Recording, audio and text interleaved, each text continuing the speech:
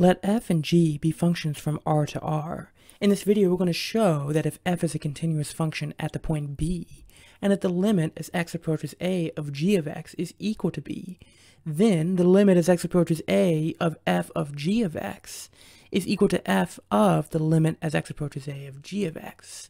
And this is sort of an abuse of language, but we can say this succinctly as continuous functions commute with limits. So how can we rephrase this equality right here? How can we rephrase this statement? Well, let's start out with a simpler statement. Let's say we wanted to prove that the limit as x approaches a of just f of x is equal to some value c. If we wanted to prove this statement, we would need to prove that for every epsilon strictly greater than 0, there exists a delta strictly greater than 0, such that the following implication holds. Such that whenever I have a real number x with the property that the difference between x and a in absolute value is strictly less than delta, then this implies that the difference of f of x and c in absolute value is strictly less than epsilon.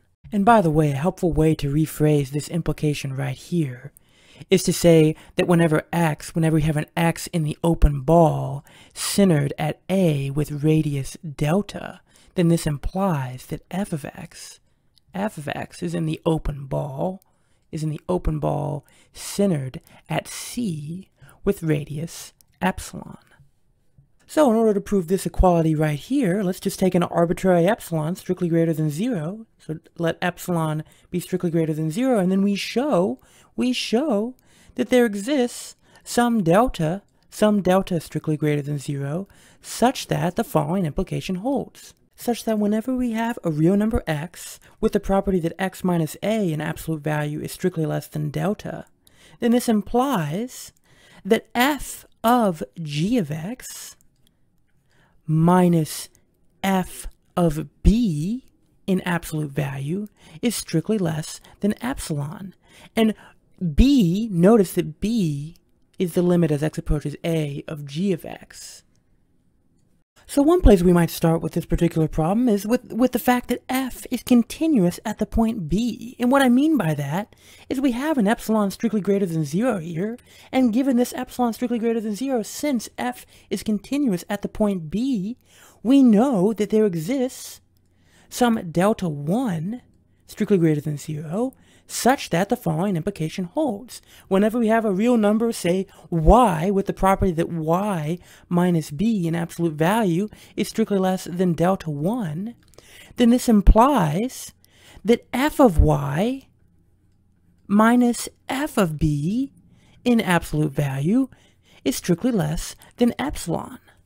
Check this out, we're actually pretty close here. If we can somehow guarantee that g of x is a number such that g of x minus b in absolute value is strictly less than delta 1, then this will imply that f of g of x minus f of b in absolute value is strictly less than epsilon by our above statement. And this is pretty close to what we want. But check this out. So I'm going to say we want this. We want this. But check this out. Check out what we know. We know that the limit as x approaches a of g of x is equal to b. And take a minute and pause the video and see if you can figure out how to guarantee that g of x minus b in absolute value will be strictly less than delta 1 based off of this fact. So I'm assuming you've given it some thought. So this statement right here implies that for any gamma strictly greater than 0, I've already used epsilon, so I'm just going to use gamma here, there exists a mu strictly greater than 0. Again, I've already used delta, so I'm just going to use mu here.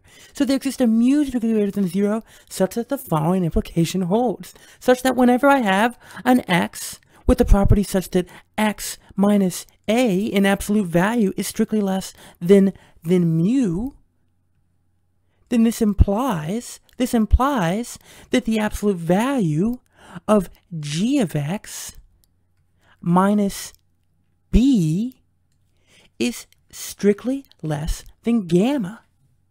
Notice here that our goal is to find some real number r such that whenever we have an x with the property that x minus A in absolute value is strictly less than R, then this will imply that the absolute value of g of x minus b is strictly less than delta 1, which will then imply that this holds and will be done. So in other words, we want to find an R such that this implication holds right here. But check this out, we can do that. We can do that because of this fact right here. Given this delta 1 strictly greater than 0, there exists some delta 2 strictly greater than 0, such that whenever we have an x with the property that x minus a in absolute value is strictly less than delta 2, then this implies that the absolute value of g of x minus b is strictly less than delta 1. But check this out, look at this.